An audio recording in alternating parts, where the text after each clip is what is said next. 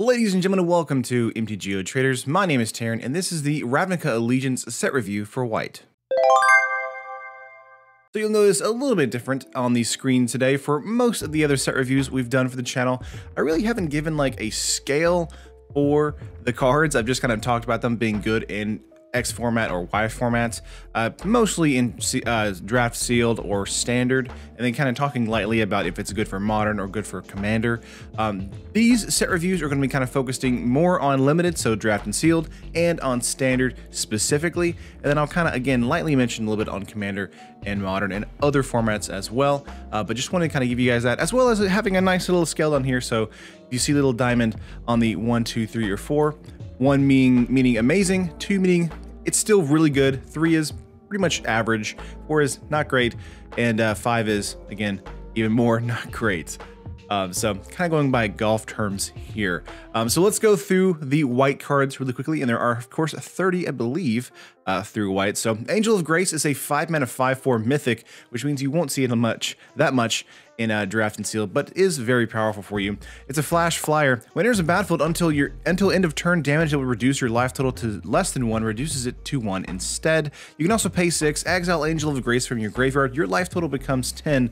This is very good in limited, as it can give you a basically second life throughout the course of a match, as well as save you through a huge giant alpha attack from your opponent. So if your opponent goes for an alpha swing, and you could probably win the game if they go for that alpha swing, you play Angel of Grace, don't block, your life total becomes 1, and then you swing right back, and you possibly win the game after that. As far as a limited scale here, this is a 1 for sure, amazing, and for standard, it's going to probably just go around the 3, around average. Might be pretty good at maybe a combo deck of some sort. Very good card as far as being a flash flyer. It's just a little expensive in my eyes that it doesn't have lifelink as well on top of it. Feels like it should have lifelink for a standard playable kind of feature, but since it does not, it kind of slows it down a little bit in that format. I do think though that if there is some form of like combo deck out there in standard, this card might want to take advantage of it. EXA Force, we have Angelic Exaltation here, a 4-mana enchantment. Whenever a creature you control attacks alone, it gets +X/+X until end of turn, where X is the number of creatures you control. Now, draft and sealed, this is a 1 all around. One of the main issues of limited for you is you're going to come into a bunch of situations where a lot of your creatures are going to kind of be stonewalled by a very powerful kind of board state against your opponent as well. So you guys start kind of playing creatures, and the board state starts widening, and there's really nothing you can do until either you play a creature with evasion, like with flying, an unblockable creature, or you have a sweeper of some sort, or you guys just kind of start trading back and forth. And that's usually how it kind of those kind of situations are solved in limited. With Angelic Exaltation here in white, it gives you basically a way to attack in by just having a wide board state and attacking in with a 1-of creature. Very powerful for you. Now in standard, a little less powerful, going down to the 4 mark here. Not that amazing in standard. It's a 4-mana enchantment that has no like immediate impact on the board state. Now it does have immediate impact, as in like you can play this pre-combat and then attack in.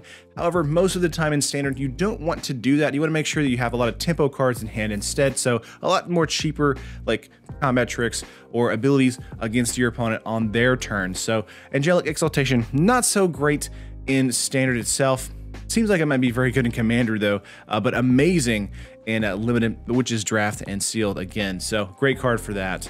EXA Force, we have Archway Angel, a 6-mana 3/4 flyer. When it enters a battlefield, you gain 2 life for each card. So just kind of want to show up right here. This is a 3, kind of an average card for you in draft and in sealed.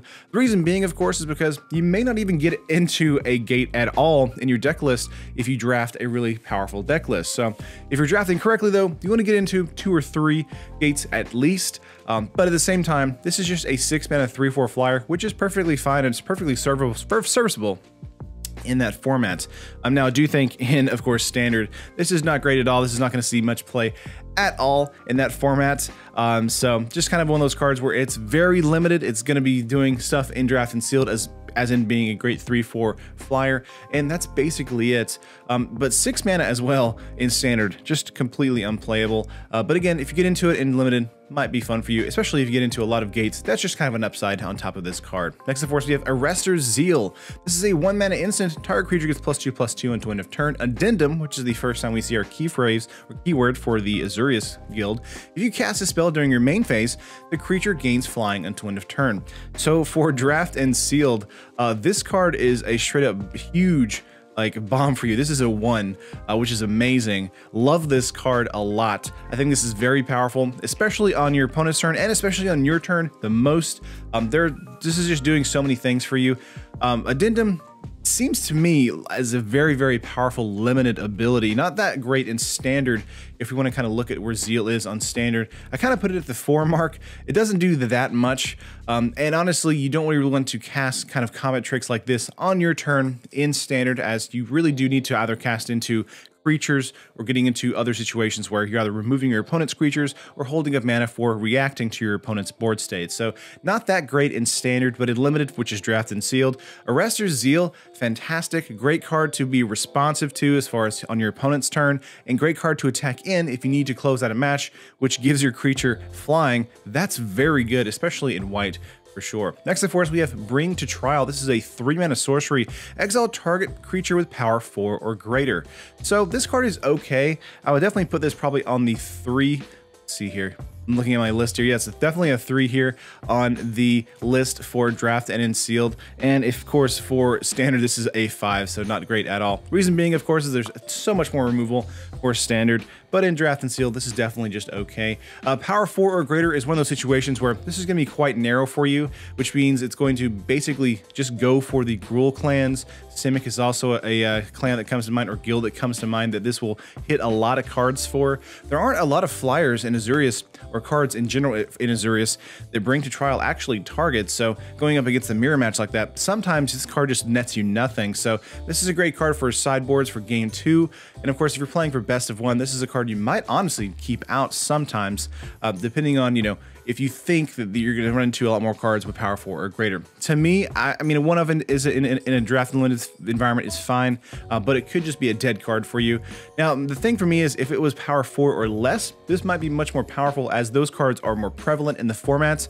But since it's power 4 or greater, these are going to be the big bombs hitting the battlefield. And obviously you do want removal for them, but sometimes this can just be a dead card for so many turns that you probably want to draw something else. Next up for us, we have Civics Tower. This is a 4-mana 3/3. When it enters a battlefield, creatures you control get +1/+1 until end of turn. So Civics Tower is not bad as far as being a pretty good anthem when it enters a battlefield. This is a great card for you in draft and sealed, as it does kind of help you kind of close out a match, or help with blocks on your opponent's side of the field. So you have a bunch of 2/2s, they have a bunch of 2/2s. You play the Stalwart, now your creatures are 3/3s, and they have bad blocks. You attack in and kind of create a situation where they might lose to the damages coming in, or they have to set up blocks to not lose the game. So Stalwart for that is okay. Also being a 4-mana 3/3 with this ability on top, not bad. And also being a common means you're going to run into this quite often. Now, of course, for standard, this is a not great card at all. Reason being, of course, is you're not really going to get into cards like this ever for that format. Stalwart is basically 2 things in standard, and that is too expensive to cast for the spell or for the effect it's giving, and too weak on the stats kind of meter for standard as well. So if this was like a 4/5 for 3 that did the same thing, then you may see some standard play, perhaps in like a mono white weenie set as a great anthem card for you. But besides that, not great. Not going to see much play. And yeah, just good for limited, of course. Next up for us, we have Concordia Pegasus. This is a 2-mana 1/3 flyer.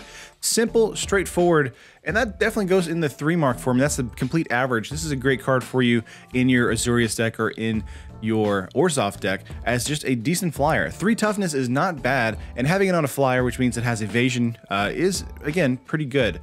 So you're going to get into this probably as a nice 14th or 15th creature in your draft and sealed pool. For standard, this is definitely a 5. Not great. Has not good enough stats to ever see play in standard. It's really fun, though. I really wish there was enough Pegasus to to make a really fun Pegasus deck in Standard as far as like a tri deck. That'd be really cool. But just for Draft and Sealed, again, this card is perfectly average, going to serve you quite well in that 2-drop slot, a very significant slot for you in your mana curve for Azorius or Orzhov, so you're going to see play for that. But besides that, again, not going to see play in Standard. Next up, we have Exposed to Daylight. This is a 3-mana instant. Destroy target artifact or enchantment. Scry 1. Now, Exposed to Daylight for me is going to be at the 4 slot for Draft and Sealed. It's a very narrow removal spell. Now, there are quite a bit of enchantments in the format for Draft and Sealed this time around. However, we also do have pretty good artifacts as well, like the Lockets, to kind of talk about as well. But there aren't really that many in the format that a lot of people are going to get into for kind of removal to kind of mainboard this in game 1. Now, this could be good sideboard tech for you if your opponent has a really good enchantment that's a rare or mythic or something like that. So you might want to board this in game 2. But if you're playing a best of 1 format like on Arena, this card is kind of terror bad for those formats. It's not doing enough for me. It is instant speed removal, which is great, and it does give you the ability to scry, which is destroy target artifact or enchantment, scry 1, which is nice, but at the same time, not amazing. And of course, for Standard, it's going to be a 5, which is not great at all, not really playable in that format either. Next up for us, we have Forbidding Spirit. This is a 3-mana 3/3 Spirit Cleric. This is an uncommon. Whenever it enters a battlefield, until your next turn, creatures you can't attack you or a planeswalker you control unless their controller pays 2 for each of those creatures. So Forbidding Spirit here, not bad. I'm going to give this a 2 in Draft and in Sealed. Quite good. A 3-mana 3/3 is perfectly on curve, and I really like that, especially in a format where there aren't a lot of them. But also, you have a kind of secondary ability here that gives you really good leeway into kind of discouraging your opponent from attacking out, lest they, can't play anything on their side of the field. So this kind of discourages them if they're going for the Alpha Strike next turn. They need 5 attacks in to win the game. Maybe they don't have 10 mana to do that, and so Forbidding Spirit is great for that. My only kind of concern here is that some people, I feel like some newer players may get a little confused because it says until your next turn. So I wish this kind of had flash to kind of be a little bit easier to kind of understand, but I think people are going to be fine with it. It's not going to be that confusing. It's just sometimes I feel like cards like this where it says next turn, people get kind of confused on when's my next turn. It's like, well, it's the turn after your opponent plays, So sometimes, like, I feel like some players get kind of confused. As far as a card for us in Standard, Spirit is going to go at the probably 3 mark, 3 or 4-ish mark. I put it at the 3 mark here because I feel like it might be quite a good card for you in either mono white aggro, mono white tempo, or Azorius tempo, something like that, where it's really good at kind of locking down your opponent for a turn. Kind of similar to the legendary from Dominaria that did a similar thing, but that was a constant. This is kind of a one-off ability for you, but it's still on a 3/3 body, which means that's something you can't really ignore and something that might see play in Standard. Next up for us, we have nope, back. Gotta go this way. Yeah. This is Hasta Officer. I mean, I'm using my keyboard. It's like on my lap right now. Hasta Officer is a 3-mana 3/2 human soldier. It's a common, and whenever it enters a battlefield, target creature you control gets +1/+1 until end of turn. So in the Draft and Sealed format, Hasta Officer is pretty decent. I'm going to go at the 3 mark again, just as we did earlier. I think this card is quite good. 3-mana 3/2, again, pretty on curve, not bad. Wish it was a 3/3, but you can't really ask for that all the time. It's also a common, so it's gonna be a little bit weaker, but it does give another creature +1/+1 until end of turn, which is not bad. Of course, in Standard, this is not gonna see play like ever, so kind of bad for that. But let's go back to Draft and Sealed for this. I think this card is going to see a really good tempo play in Azorius. Not that great as far as play in Orzhov. Probably going to be more a Azorius card for you for tempo. It could be pretty good as if your opponent has a creature that you want to trade with. You may be going in for, like, life-threatening damage. They have to block, but they also have to trade because the officer made your 3/2 a 4/3 or something like that, and the trade works for you. And you also have an Afterlife trigger because, of course, you're in Orzhov. So that's good for that. So I think for us, for Draft and Sealed, this is just a great middle-of-the-road card. Just going to do well for that format. Next, of course, we have Hero of Precinct 1. This is a 2-mana 2/2 rare human warrior. Whenever you cast a multicolored spell, create a 1/1 white human creature token. So this is interesting because I feel like it's going to be a 2 in Draft and Sealed. The reason being is getting into a lot of multicolored spells in Draft and Sealed. While there are a ton in this format, I believe there's like double the as far as, like, there's 30 like different like single colors in the format. There's like double is in multicolor for the format, which is great for us. But that does mean you probably won't have like a full 15 of multicolors to add to Precinct 1, so you could get lucky and maybe get into that, but it's going to be very difficult for you for Draft and Sealed.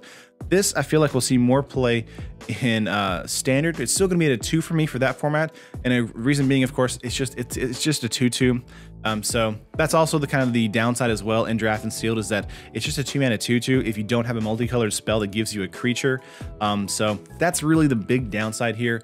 It dies to everything, and of course it trades with basically everything. So 2-mana 2/2, it's on curve, which is not terrible, but at the same time, it's still going to be kind of difficult to get off since you won't get into too many multicolored spells. But 4 or 5 in your Draft and Sealed list, this is definitely worth it to play in your deck list. And in Standard, this could be a card that kind of goes into a multicolored deck list because, of course, the format's a lot larger, so it can accommodate for a lot more. Where I feel like this will see the most play is probably in Modern or older formats where there are a ton of multicolored spells. So we'll see where that kind of fits in older formats. For now, though, I feel like this is going to be a solid 2 in both Limited and in Standard. Next, of course, we have Impassioned Orator. Orator? Not Orator. Orator. There we go. I said it weird the first time. This is a 2-mana 2/2. Whenever a creature enters the battlefield under your control, you gain 1 life. So Ajani's Welcome was a card in the previous set. I think that was in Core Set 2019, actually, where it did the same thing, but for 1 mana, and it was an enchantment. This is on a 2/2 body, which kind of makes this a little bit better, but it's still going to be a solid 3 for us in Standard, or in Limited, and probably going to be a solid 3 for us again in Standard. Reason being I'm kind of ranking it a little bit higher is because we have a lot of these life gain abilities right now in Standard, and Ajani's Pridement is in the format as well, so kind of gives me a little bit of hope, I guess, for a format where we have Ajani's Pridement being quite powerful. It's already quite powerful in the format thanks to Ajani's Welcome, but this is a creature that kind of you know, targets other creatures, so kind of giving us a little bit more of a reason to gain life as well as giving us board presence. So in Draft and Sealed, this is quite good, giving you a kind of passive life gain while also giving you a 2-mana 2/2. So that's pretty on curve, which is nice. And in Standard, this could go into a nice Ajani's Pridement deck. I don't see it really hitting anywhere else other than that particular deck itself whenever you gain life, or maybe a Dawn of Hope deck in that format as well. So maybe in a weird prison deck, this could see play in Standard. But besides that, pretty good card. Let's move on. This is Justicar's, or I think that's how you say it, or Justier's, whatever, Portal. This is a 2-mana instant. Exile target creature you control, then return that card to the battlefield under its owner's control. It gains first strike until end of turn. So the Portal for me is a solid 2 in Limited. The reason being is it's a great combat trick, but it's also a great way to kind of help your creature not die to removal or an enchantment that enters the battlefield or whatever, or be able to block and then you know, flicker itself out and have it give first strike. Most of the time, the flicker is going to be the better ability instead of first strike, so you want to kind of think about that more. But having first strike as well on top of this is pretty good. So if your opponent is attacking in with stuff and you know they don't have a removal spell, maybe flicker your creature and then have it give first strike, which is not bad as well. So pretty good for that. I do like this card as a defensive spell in the Orzhov list as well as in the Azorius list. This is probably more towards an Azorius tempo list for us. In Standard, this card is okay. It's a 3. There might be some play for this, especially because we have a lot of enter the battlefield abilities for us in Standard at the moment, so this could see play in a particular deck for that. Besides that, though, probably not going to see much play inside of Standard, but I do think it's very powerful for us in Limited. Next, of course, we have Knight of Sorrows here. This is a 5-mana 3/3 human knight. It's a common. Whenever it enters battle, or not enters battlefield, it can't block, or it can block an additional creature each combat. I'm reading these things wrong. A Knight of Sorrows can block an additional creature each combat. There we go. It has Afterlife for 1, which is the Orzhov mechanic, which means when this creature dies, create a 1/1 white and black spirit creature token with flying. So it's a 3/3. When it dies, it gives us a 1/1 flyer. And that's pretty decent for us, honestly, for Draft and Sealed. I'm gonna give this a 2 slot. It is quite expensive being a 5-mana 3/3. However, again, it can block an additional creature each combat, which is very good. And also when it does die, we still have a creature after the fact, which is very good as well. So opponent might want to be able to kind of remove this before they attack in, because it can kind of go a little bit wide on the blocks. So if they do that, no problem. We still get a 1/1 flyer, and flying is evasion, which means that we're probably gonna get in for some more damage the following turn. So in Limited, this card is quite good. For Draft and Sealed, or for Standard rather, it's probably gonna be the 3 and the 4 slot there. Probably more towards the 4 slot. Not that great. It's a 5-mana creature, so you're not gonna see it that much. So that's really the spot where it's gonna see play the most, which is not much. honestly, in standard. You could probably go more towards the 5 slot, but just having that afterlife gives it a little bit more leeway. And of course, having the ability to block multiple creatures on combat makes it a little bit better too. So for draft and sealed though, I would say this is a solid 3 or a solid 2, kind of going up to the 2 slot there, being pretty good for most situations for Azorius Tempo and of course Orzhov as well. Next up we have Lumbering Battlement. This is a 5 mana rare 4/5 beast with vigilance. When it enters the battlefield, exile any number of non-token creatures you control until it leaves the battlefield, and then Lumbering Battlement gets +2/+2 for each exiled with it. Lumbering Battlement for me is amazing as a huge bomb for you in limited. Just a great card overall for drafted and sealed. As far as a card for us for standard, this is just okay. It's a little expensive for this particular like situation, and for board presence situations in standard, this feels like it might not be as useful to us as far as a great attacker, because it does, you know, suck things up and then makes itself larger, and it still can't attack that turn. It doesn't have haste, which is a little disappointing. So in standard, that could be given to it, which is nice, but again, it's a little expensive, and it's kind of, again, sucking up your entire board state. So that's a little kind of dicey for some scenarios, especially because you have to grab non-token creatures instead of token creatures, which does hurt a lot as well. Of course, token creatures would just die, but that could be a good idea for the Battlement, but since it would be like, you know, just a +2/+2 for that. So it's a good idea that they didn't do that, because it probably would have been too good, but at the same time, it kind of sucks up your entire board state. So for draft and sealed, because of like removal being so limited, it makes it really, really good. But for standard, since there is a lot of like, you know, specific removal in each particular color, it won't see that much play because of that. EXA Force, we have Ministry of Obligation here. Now, Ministry of Obligation just straight up is a 1 in draft and sealed. It's a 3 mana 2/1 with Afterlife for 2. This is basically Lingering Souls on a creature. 3 mana 2/1, nothing to write home about. So it may be something that trades with something else.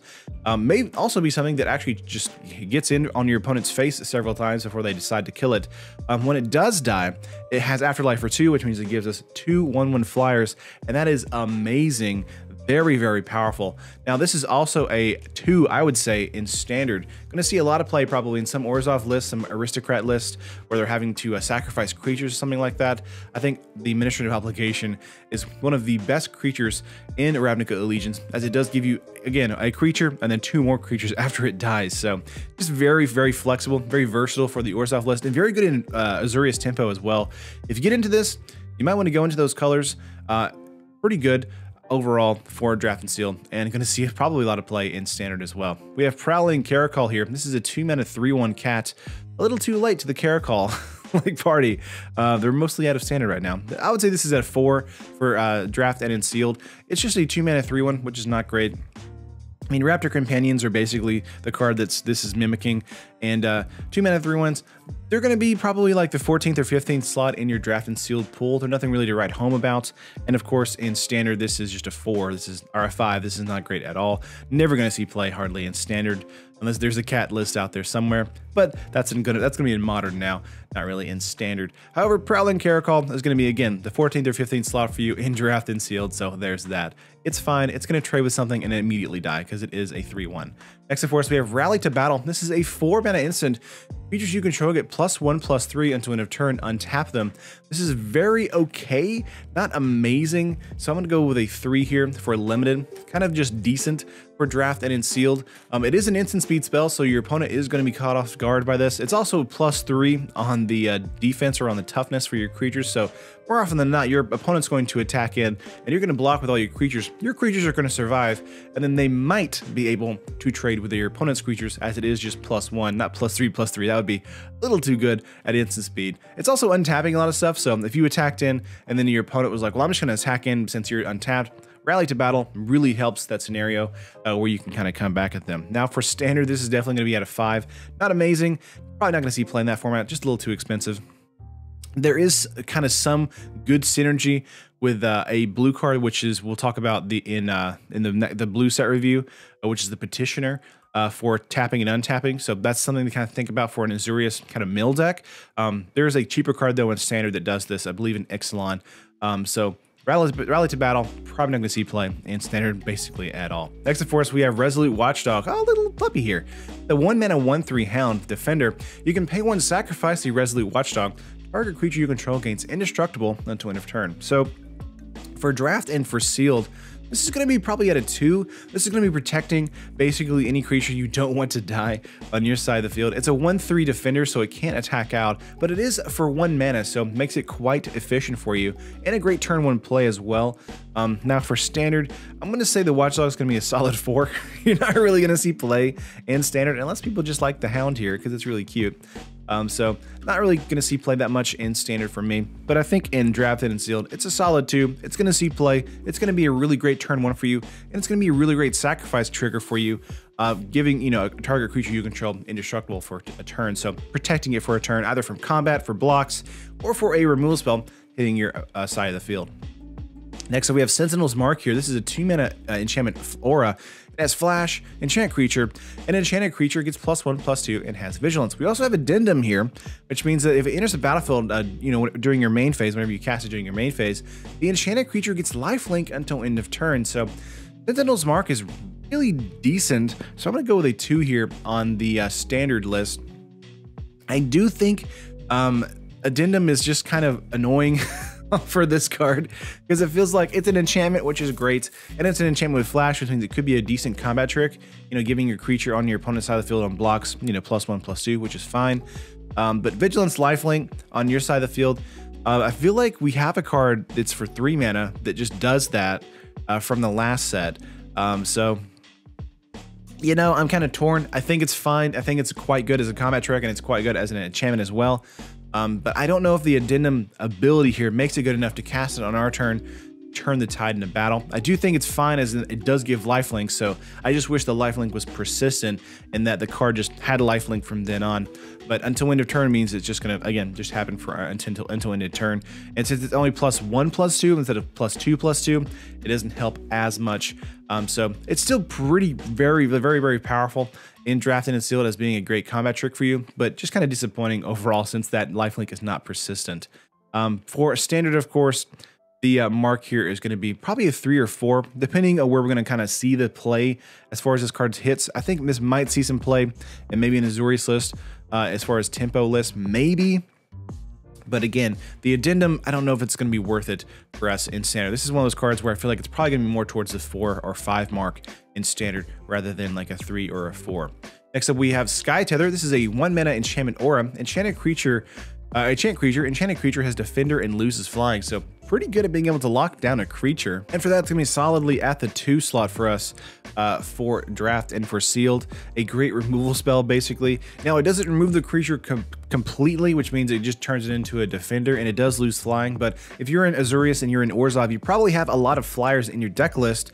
So Sky Tether is really gonna help you kind of slow down your opponent and just, you know, make that 1 or 3/3 flyer or 4/5 flyer or just a huge bomb on their side of the field basically useless and unable to attack, which is nice. So it kind of gives you a way to kind of get around it. And for 1 mana, very powerful. For draft and sealed, it's going to be a 2. For standard, this is probably going to be at the 5. One of those cards where it just kind of doesn't really make sense in standard. They're just better cards out there for you. Now, it is really cheap as well, so it could see some play maybe against in a like Azorius tempo deck, kind of locking down opponent's creatures. So I wouldn't count it completely out. I just feel like it's a little too narrow for that format, so I probably won't see play there. Next up for us, we have Smothering Tithe. Love the art on this card. This is a 4-mana enchantment rare. Whenever an opponent draws a card, that player may pay 2 colorless. If that player doesn't, you create a colorless treasure artifact token with, of course, tap, sacrifice this artifact, add 1 mana of any color. So really good for commander first up. For standard for us, or for draft for us, it's going to be probably at the 3 slot. One of the things is, it's not like how Angelic Exaltation is, where it's got pretty good impact on the board state as far as, you know, creature-based stuff. In Draft and Sealed, this is a card where it's going for the long game, and because Azorius and Orzhov in the Draft and Sealed format aren't really kind of long game focused, they're more towards aggro focused and tempo focused. Smothering Tithe is kind of awkward in the formats, so it may not see that much play in Draft and Sealed. It might be a card that kind of rounds the table a couple times if we're actually someone picks it up, which doesn't make it great. But for standard, this is going to be probably 3, probably a 4 as well. Again, doesn't have an immediate board impact when it hits a battlefield. This is a card that's more about having fun, more about probably a commander format or a singleton format for standard. So that's going to be my money where that's going to go. Still a really fun card though, because again, it gives you lots of mana ramp, which is pretty good. In the early games, your opponent probably does not want to pay for that colorless, so they're going to just give you mana turn over turn, which is not bad. Now, of course, you sacrifice the mana and it goes away immediately after sacrificing it, so there is that. But Smothering Tithe overall is pretty good for a commander deck or a deck that's kind of going for that long game. And right now, we really don't have that in standard or even in draft and sealed. So next up for us, we have Spirit of the Spires, a 4-mana 2/4 flyer. Other creatures you control with flying get +0/+1. So Spires here for draft and for sealed, amazing, very powerful for us for the Orzhov list. Also pretty good for the Azorius list as well. But for Orzhov, since we have so many cards with Afterlife in that particular deck list, Spirit of the Spires is really going to help you kind of fortify your 1/1 flyers, turning them into 1/2 flyers, which kind of helps a lot in kind of helping you kind of combat against the Rakdos guilds as well as the Gruul guilds, where they have a little bit of those like 1/1 or 1-point ping kind of creatures or kind of spells in their deck list. Spirit of the Spires is really helping that as far as kind of elongating the match for you, making your creatures survive those kind of encounters. It's also a 2/4, which means it's going to survive most removal and be able to block most things as well. So being a solid 2 here in the deck list is quite good. For us, for standard, however, Spirit of the Spires kind of goes a little bit lower here, and it's going to be at the 4-drop slot or 4-point slot for us. We could probably make this a 5, but I do think that there is a flyer list somewhere in standard that might think about running this card. So an Azorius flyer list or maybe a mono white flyer list. I feel like Azorius flyer list with the Supreme Phantom from a couple sets ago might see a cool list because this is a spirit as well. So we might see a list with that somewhere in standard. Never going to see play outside of standard, I believe. But a decent card for us in draft and sealed, and likely nowhere else. Moving up here for us, we have Summary Judgment. This is a 2-mana instant. Summary Judgment deals 3 damage to target tapped creature. And addendum, which is the best part of this card, if you cast a spell during your main phase, it deals 5 damage to that creature instead. So Summary Judgment for me is amazing, a fantastic removal spell, as it's an instant speed removal card on your opponent's side of the field. But if you have the mana on your side of the field and you got to get rid of a creature and you have 5 points to do it, Summary Judgment is your boy. This card is so good in drafted and sealed. Great card for you for Azorius. Great card for you for Orzhov. Just a great removal spell overall. For me though, for standard, I think this might see a 2, like as far as it like being pretty aggressive in standard. Very good for Azorius. Very good for mono white, especially mono white or Boros in the standard format, just because it's doing so much like good stuff for you, and it's doing 5 points of damage to a tapped creature, which is amazing. So those Lyra Dawnbringers coming in, those first strike life linkers, it attacks in, Summary Dismissal just gets rid of it, and that's fantastic for us because again, it's just 2 mana and it's amazing. I really like this card a lot. I think it's great removal for Orzhov and for Azorius in draft sealed and standard. Next, of course, we have Syndicate Messenger. This is a 4-mana 2/3 flyer, Afterlife for 1. Again, this card is okay. A 4-mana 2/3 flyer is just all right in draft and in sealed.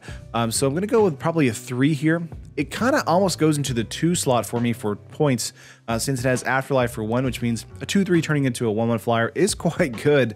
But because it's a little overly costed, I'm going to go to a 4 here for standard. So again, going to be a great 3 for us for draft and sealed, and a solid 4 for standard. Probably going to be a 5, honestly, for standard, just a little too expensive for that format. I do think it's really fun, though, for draft and for sealed, just being a great on-curve creature for you, being able to get in for some points.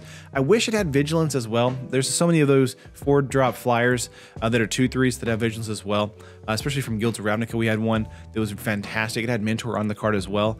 But Syndicate having the Afterlife here, very, very good, which this means that this card's going to trade with something, hopefully, and then give you a 1/1 flyer after the fact. So quite good for that. Next up for us, of course, we have the 10th District Veteran. This is a 3-mana 2/3 Vigilance, very good already. Whenever it attacks, untap another target creature you control. So the Veteran for me is a solid 2 in draft and sealed. That's going to be, of course, it's going to give another creature that you attack with a Vigilance, basically. So very good on that particular side. For standard, of course, I don't really think this card's going to see much play. It's going to be probably a 4 for standard. Just going to be a little too expensive for that one. A little too slow. But of course, for draft and sealed, this is an all-star for you. A 3-mana 2/3 is already pretty good, but a 3-mana 2/3 that has Vigilance and also, you know, untaps a creature. I'm surprised this is a common, honestly, for draft and for sealed. It feels more like an uncommon to me for that format, but very good card overall. Moving on. Tithe Taker is a 2-mana 2/1 human soldier. This is a rare. During your turn, spells your opponent cast cost 1 colorless more to cast, and abilities your opponent activate cost 1 colorless more to activate, unless they're mana abilities. This is also Afterlife for 1. For Tithe Taker, it's going to be probably a 2 for me. As far as being a card in draft and in sealed, I almost want to go with a 3 just because it's a 2-mana 2/1. So a lot of these rares like this, where it's like it has really good application with like a really solid deck list, more often than not we'll see more play in standard or older formats rather than seeing play in a main like draft and sealed formats. So this card's perfectly fine for the draft and sealed format though, as being a 2-mana 2/1. So it's going to trade with something, and it's also going to give you a 1/1 flyer. That's fine. If that's just all it does, that's perfectly okay. It also has the stuff on our turn, which is the great lockdown abilities. So that's something that kind of discourages certain like kind of spells against us on our turn when we're attacking in or something. So that is something to kind of look into. But not going to see that much play in draft and sealed, of course, because it is also a rare. You're not going to see it that much there. As far as this being a card in standard, this is probably going to be a 2 to 3 kind of range for us. I think more 2 than 3. Got to see a lot more kind of interactions where this is going to see play at in standard. I feel like this could be a good card for a lockdown or kind of prison deck for standard, but not exactly sure where this is going to land. Again, it kind of feels a little awkward. Paying 1 colorless is not the end of the world for most decks. So this could just kind of do nothing in standard, and that might be where this kind of sits as well. Next up for us, we have Twilight Panther. This is a 1-mana 1/2. You can also pay black. It gets Death Touch to end of turn. Twilight Panther, pretty simple, pretty straightforward, and that's why it's a perfect 1 for me for draft and for sealed. A 1-mana 1/2 is always pretty highly sought after in draft and sealed, but a 1-mana 1/2 that has an ability on top of that, that's just power creep, and that's amazing for Orzhov for you, or for Azorius if you can splash black in draft and for sealed. Now, again, this is one of those cards where it's amazing in draft and sealed, but it goes all the way down to a 5 for us for standard. Just not really going to see that much play, I feel like, in that format. Just a little too slow, just a little too ineffective. Now, it is a Death Toucher, so it could see play in some format, like maybe a white-black aggro list in standard. But again, for draft and for sealed, this card is all the way up to a 1. Having potential Death Touch means that your opponent will likely not want to spend removal on it, and instead will just kind of attack in, hoping you don't pay the black mana for this card. And of course you're going to, and they're going to lose their creature. So Panther is very good for that particular situation, and it's a high draft pick for me for draft and for sealed. Next up, we have Unbreakable Formation. This is a 3-mana instant. This is a rare. Creatures you control get indestructible until end of turn. An addendum here: if you cast a spell during your main phase, put a +1/+1 counter on each of those creatures, and they gain Vigilance until end of turn. So Unbreakable Formation is amazing. It's definitely a 1 for us in draft and for sealed. Now for standard, it's going to be, I would say, probably a 3, maybe a 2. Reason being, of course, is addendum for a combat trick for standard. Feels a little slow. Now it does give +1/+1 counter on everything, and of course they gain Vigilance for the turn, so that is good as well. So this will probably see play in a Boros list or a mono white list, maybe an Azorius list for us for standard. So that's why it's a solid 3, possibly in the 2 range. I might be kind of ranking this a little bit lower since I don't really favor combat tricks as much as I probably should for standard, because I feel like more like the Rally the Conquerors or something like that from Ixalan, where it gives everything +1/+1 or +2/+2 if you have the City's Blessing. I feel like the 2-mana pumps are a little bit better than the 3-mana pumps, but still being an instant speed kind of protection spell is good against Cleansing Novas, and being a great 3-mana spell on your turn to kind of make your creatures larger and then attack in with Vigilance and Indestructible is also really good. It's just that we have, Settle in the format, so Stellar Wreckage kind of wrecks Unbreakable Formation. However, this slots really nicely in a Boros list or a mono white list, so I kind of want to see where this lands. Honestly, in standard, I think it's quite powerful, and we'll see a lot of play in a lot of different aggro formats or tempo-based formats. So we'll definitely see where this kind of lands in that particular format. But in, of course, draft and seal, this card is an all-star, amazing card, protecting your board state from a sweeper, as well as protecting your board state from removal, and being pretty good on block as well, and attack. So just a great card overall, very versatile for us. The last card for us for the white is Watchful Giant. This is a 6-mana 3/6. Whenever it enters a battlefield, create a 1/1 white human creature token. So for me, This is kind of a dud. This is more of a 4 for me for draft and sealed. It's just kind of expensive. A 6-mana 3/6 is really expensive, honestly. I wish it had some form of like protection or evasion or something, vigilance, or I don't know, something. It's just something other than just being a 3/6. Now, it does create a 1/1 soldier as well, our human creature token as well whenever it enters the battlefield. So there is that. So it's a 3/6. It's kind of 4/7 spread apart 2 creatures. That's fine. So I think it's okay. Going wide on your board state is not terrible for draft and for sealed. It's just that it's kind of inefficient in that format. And of course, for standard, this is a 5. This is not great at all. Not going to see play in standard probably ever, or, you know, a long time. What? Forever. Forever. There we go. But that is all the cards in white. So if you guys are kind of following along, I have an Excel spreadsheet in front of me, kind of numbering everything. For the limited, and this is kind of the points all put together, it's kind of ranking at 66, and for standard, it's coming in 114. Now, once all of these kind of set reviews are out, I'll kind of compare all the numbers and say which one I feel like is better than others as far as my rankings. I wasn't necessarily thinking about the numbers or the totals until the very end, where I was like, I wonder how many of these totals are and how low the numbers are for each particular color.